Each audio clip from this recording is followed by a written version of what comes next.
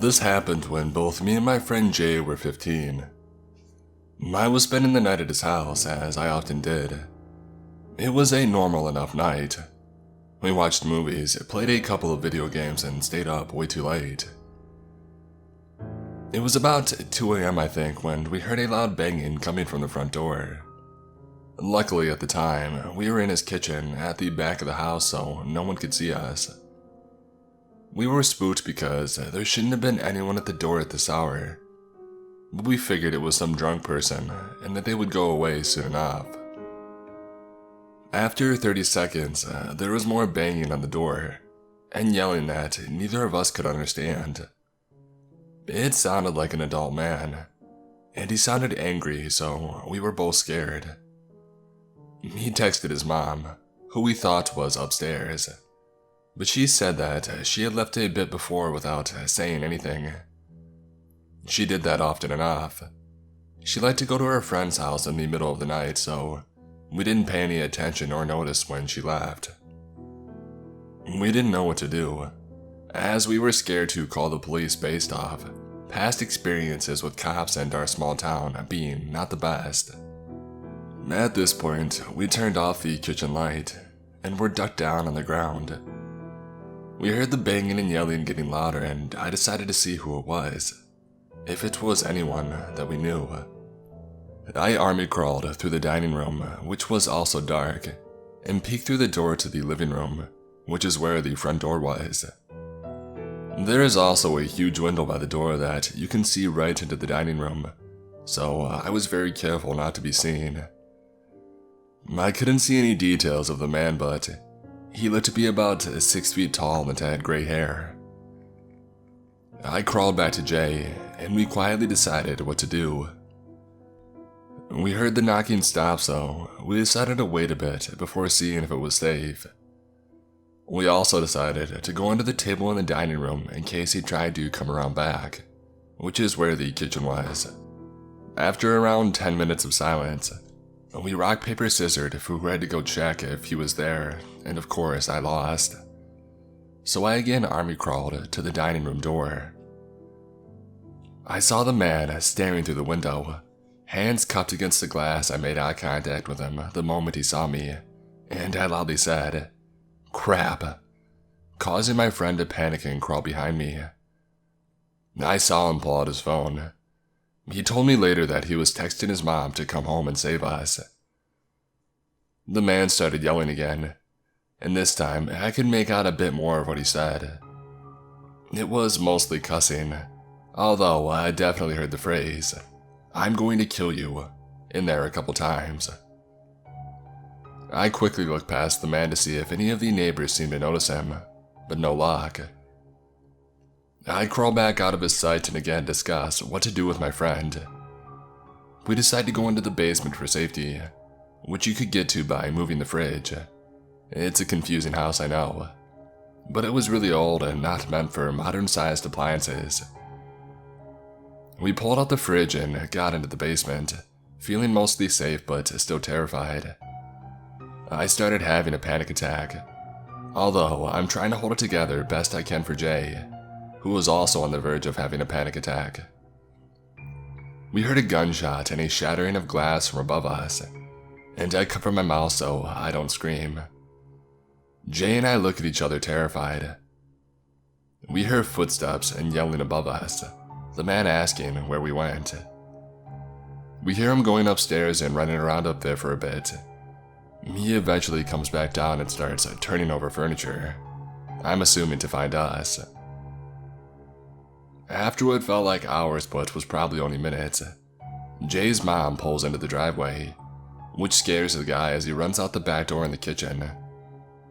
Jay and I get out of the basement and run to greet his mom, never happier to see her. She was shocked by the state of the house and hugged us, happy that we were safe, and scared by how close we were to being hurt. We were all scared after that. After that night, they had better security installed, and we went over a safety protocol if anything ever happened again. Luckily, it hasn't happened again yet, although when I go to his house, I'm still scared. We never called the police because we know there wasn't much they could even do. We just cleaned up and moved on. It happened 8 years ago during the summer. A little backstory there. I was at my mom's house, but she barely lived there anymore. She spent most of her time at her boyfriend's, and my sister was very often left alone. I was a student in another city, but I came back on my house during the holidays. I was 19 and my sister was 16 at the time. Our house had 2 floors, a living room and a kitchen on the first floor, 3 bedrooms and a bathroom on the second floor. The kitchen and the living room had 2 door windows opening on a large terrace. From the terrace, you could go in the backyard by some stairs. We didn't really use the ground floor, as it was very dark due to these small windows, and it was basically a garage and an office to do our homework. Like I said, it was summer, very hot. I had just discovered Game of Thrones and I had 2 seasons to watch. Every evening, I took my laptop, made myself comfortable on the terrace, near the kitchen and watched an episode, or 10. My garden was surrounded by a U-shaped building, so you could see very well my terrace and my garden from the balconies. Some working men were there for a couple of days now, and were working late, so I often see them while I watch my series in the evening. They were minding their own business and so did I, so I didn't think much of it. One morning, I was sleeping late and my sister woke me up whispering, "Wake up, there's a man in the house." I was half naked because of the heavy heat of that summer. I stood up, perfectly awake now, grabbed a shirt and went downstairs, practically running. I know this is a dumb thing to do. A half-naked, helpless young woman. But I was very protective of my little sister, and I didn't feel any fear to this point. I went down to the kitchen. Couldn't find a sharp knife, so I took a fork. Absurd, I know. While I asked her where she saw him.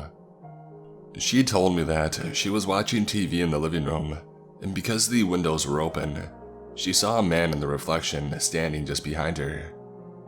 She jumped off the couch, finding herself in front of him. A tall man in his late 30s. She had no chance in a fight. The guy had one of his feet on the first step to the second floor where I was sleeping. She shouted, "Who are you?" He didn't answer and he just walked quietly back in the kitchen, where the door window was wide open, and took the stairs back to the garden. As soon as I heard that, I ran in the backyard with my harmless weapon, to my gate in front of our garden. I even went in the street looking for him. I'm sure that if I had found him, I would not have been so brave anymore, and I would have peed myself. But well, no one. Suddenly, I realized my sister was still alone in the house, and maybe that guy was there too. I went back to the kitchen, searched in the house, but thank God we were alone. This is when I saw that my computer was missing. My sister told me that the guy didn't have anything in his hand when he left. That was the scariest part because it meant either he was in the house for quite some time before, he took the laptop, and came back to do whatever the heck he had planned to do, or there was another person in there too. I had put some decent clothes on and took my sister to the police station nearby. I am very angry with the policeman. She was a minor, so I stayed with her. She told them everything and described the guy with a lot of details. They asked her, "Could you recognize him?" And she said, "Yes, without a doubt." They said, "You know, it's highly unlikely that we find him. You should be thankful that you and your sister weren't hurt." Like she needed to be more frightened than she already was. They wrote in the deposition that she was too shaken up and could not recognize the man, even though she said the contrary multiple times. We never heard from them. When we came back in the house, she was very scared and I was very angry with the loss of my very expensive laptop. I needed it for art school and I had all my photos in there, and the attitude of the police. We both sat on the terrace and talked about what had happened, and how lucky we were that she saw that man before he came upstairs. This is when I noticed the working men weren't there anymore. From the street, no one could ever know that we have a backyard and another entry in the house. My sister told me that the guy acted like he knew a bit of the house. Maybe it was the first time and we didn't notice. We never know. I'm almost certain it was one of those men working in the neighbor's balcony who had been watching me that broke in that morning. From that day, we double-locked the doors and slept in the same bed for weeks. I was 14 years old when I had to live with my grandparents. I had to live with them because my sister was in college and my parents were divorced. And they lived in this old bungalow-type house. It was one story and we had stairs that immediately go up to the attic. An attic which no one really uses, and we just put stuff in there. It's really too hot and stuffy up there anyways. The sole window up there didn't really help. The attic had old creaky wooden floors that I remember that I would have to polish with a coconut shell, because that's how we do it here in the Philippines. That and my grandparents are very traditional. Anyway, my dorm room was near these stairs leading up to the attic. Like you would open my door and then face right, and the stairs would immediately be right there. I hated that every time I left my room, because I would expect that something would be immediately ready to crawl down from the attic. One night, my grandparents had to pick up my aunt's family from the airport, but because of the hellish traffic here, they had to leave at 7 p.m., and their expected arrival back home would be at the most at 5 a.m. So a 14-year-old girl would be alone at home the whole time. I told them that I would be safe here. We lived in a gated community. We got tons of guard dogs, everything will be okay. Or so I thought. Before they left, we already had dinner, so I was stuck with cleaning the dishes and all. As I was doing that, I could hear a bunch of the neighboring dogs barking a lot. I didn't really think much of it, because the dogs always do that. When I finished cleaning up from dinner, I immediately had to lock every door and window, and shut off all the lights before heading to bed. When I entered my room, the lights were on and it looked normal. My anime posters were on the wall, my closet was untouched. My bed was next to my barred, tinted windows. We had to tint them because I was on the first floor, and my grandparents wanted to make sure that no one would peep in through a young girl's room. They were barred too because my uncle, who used to use the room, always escaped through there to go to parties. This was my grandparents' solution to that. Nothing was out of place to alarm me. Everything was normal. Until I turned off the lights. As soon as I did that, a silhouette of a man was illuminated by the streetlights outside. He looked like he had thick curly hair and a skinny build. I thought I was having a hallucination. So I turned on the lights again and he was gone. I did it again and he was back again. Turned on, gone. Turned off, gone. I sat in relief. I was just tricking myself, I guess. Or something else was casting the shadow. I double-locked my door just to be safe. One with the doorknob lock and one of those door latches type locks. And then I tucked myself in. It was hard to fall asleep when a lot of dogs were barking outside. They weren't our dogs, but the neighbors. When I was finally falling asleep, I heard something from above me moving. Something in the attic. I pushed down the thought. I'm tricking myself again. I hugged my pillow. It's just rats, I said to myself. But these rats seemed heavy and were also pushing furniture around. My heart sank when I heard them hurriedly go down the stairs and stop at the bottom. I covered myself with a blanket and I waited for something. I was also wishing that my parents had given me a phone at a time like this, but I only waited in bated breath. Suddenly, I heard my doorknob being gently fiddled. I wanted to vomit when I heard a click, followed by a quiet turn of the knob. The knob turned, but it didn't budge. When they noticed, they tried to push it. This time, I finally stood up, shaking. I was a kid, home alone with no phone, no means of defense. All that was saving me was this thick door from the old days. I softly pushed my body up against the door, and I locked everything up again. I didn't want to make a sound, I didn't want to scream. I didn't want them to know that I was here. I don't know why he stopped, but he did. I didn't go back to my bed. I just sat there at the door, waiting. It felt like forever. I heard footsteps go up the stairs, but I still sat there. I saw something move in the corner of my eye. There, out the window, the shadow was back. I forced myself not to look. All I could think of was, thank God they were barred.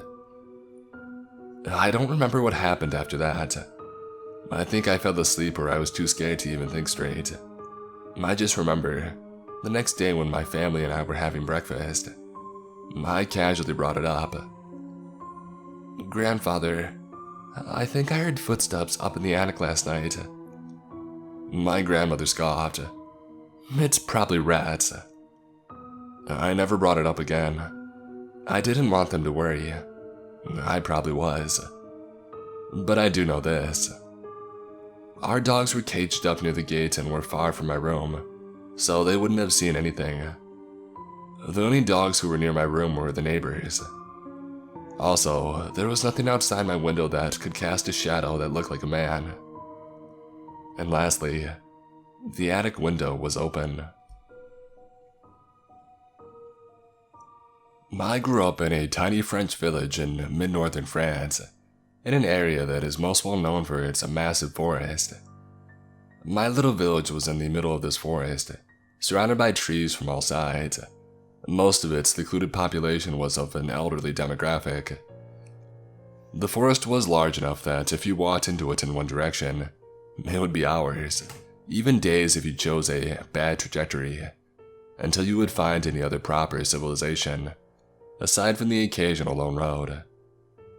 And now don't get me wrong, the forest is lovely and I have spent many cherished memories there. But it's also rather secluded, and I can only begin to imagine what mysterious things happened under the cover of so many dense twigs, branches, and leaves. Anyway, on to the story. Every day to get to school, my mom would drive me and my sister to school in the next town over. The town was also in this forest. However, on this fateful morning, we had to stop the car mere seconds after driving off. In the middle of this rather narrow and seldom used road was an elderly woman in her nightgown, splattered with mud and bruises and seemingly exhausted beyond her wits. She was barefoot, her feet blackened by mud and caked with lashes of blood. She didn't flinch as the car crawled forward towards her, nor did she show any sign of relief as my mom stepped out of the car to greet her. She was terribly confused and didn't seem entirely sure what to say or how to begin. For a moment, she just babbled incomprehensibly, but within a few seconds, a somewhat coherent sentence began to form. She was repeating that she had ran. She had ran all night. It was around 7:30 a.m. in early spring, though the sun had only just risen not long ago. She said that she had ran through the forest, not knowing where to go, but as she went on, it became clear that she had been trying to escape something. She paused, catching her breath and gathering her thoughts. It was clear that this all was a mess in her mind, and just now she was trying to collect everything coherently. Someone, she continued, had kept her locked up in a cellar. She didn't know where or how long, or who it was that had locked her up, but she remembered it was very damp and muddy. She didn't remember how she got out of the cellar. All she knew was that she was in the dead of the forest in the dead of the night, and so she ran as much as her frail body would allow. At this point it seems like she had nothing more to say, for it seemed like her nighttime escape had culminated in us meeting her. I don't exactly remember what she and my mom discussed next, but it resulted in my mother calling the old lady's son, who lived on the other side of the village. A few minutes later, he arrived and told us that we should leave. Fast forward a few days, and I asked my mom if she knew what became of the old lady after we had left her. I'm not sure how my mom found out this next bit, but apparently a few men had broken into her house that night or morning, had beaten her and ransacked her home, stealing some of her priceless possessions. She had apparently fled for cover into the forest, which was only a few meters away from her house. Now, if that isn't creepy enough, a few extra details stick into my mind. First, we found her in the middle of that narrow road. It turns out that she was standing right next to her house. Perhaps the burglars were still in her home as we spoke to her. Her sense of time did seem distorted after all.